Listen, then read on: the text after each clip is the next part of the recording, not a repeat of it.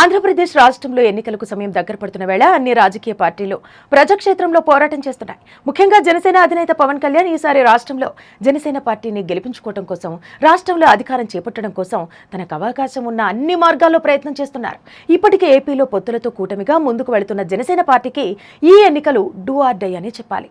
గత 10 ఏళ్లుగా ఆంధ్రప్రదేశ్ రాష్ట్రంలో రాజకీయాలు చేస్తున్న జనసేన పార్టీ ఇప్పటి వరకు రాజకీయ పదవులు లేకుండా ఒక్క ఎమ్మెల్యే కూడా పార్టీ కోసం పరిచయని పార్టీగా మిగిలిపోయింది.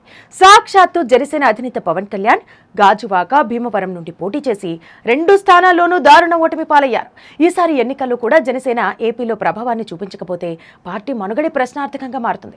గత ఎన్నికల్లో ఓటమి పాలైన తర్వాత పవన్ కళ్యాణ్ రాజకీయాలకు గుడ్ బై చెప్పి సినిమాల్లోకి వెళ్లిపోతారని పెద్ద ఎత్తున ప్రచారం జరిగింది. ప్రజలు తనను ఆదరించకపోయినా ఓటమి పాలైన తర్వాత కూడా పవన్ కళ్యాణ్ 5 ఏళ్లుగా రాజకీయాలను కొనసాగించారు. ఎన్నో సందర్భాల్లో ప్రజల సమస్యల కోసం ప్రభుత్వంతో పోరాటం చేశారు. ఇక ఇప్పుడు కూడా పవన్ కళ్యాణ్ ని ప్రజలు ఆదరించకపోతే ఇంతకాలంగా ఏపీ ప్రజల కోసం పవన్ కళ్యాణ్ చేస్తున్న పోరాటానికి అర్థమే ఉండదు.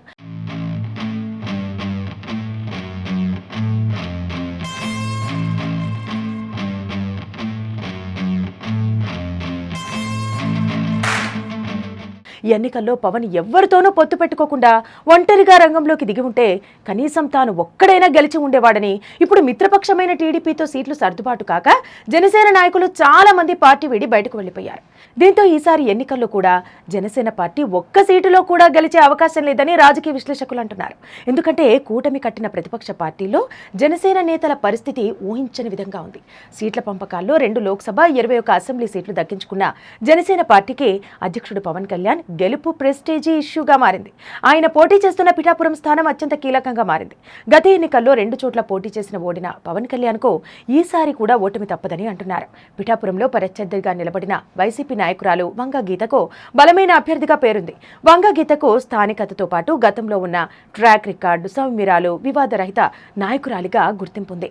అంతేకాకుండా అధికార పార్టీ చేసిన సంక్షేమ పథకాలు ఆమెను ఈజీగా పిఠాపురం నియోజకవర్గం నుంచి గెలిపిస్తాయనే ప్రచారం కూడా ఉంది.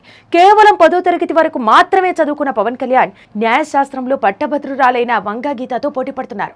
అంతేకాకుండా వంగ గీత పొలిటికల్ సైన్స్ మరియు పబ్లిక్ అడ్మినిస్ట్రేషన్ లో మాస్టర్స్ ను పూర్తి చేశారు.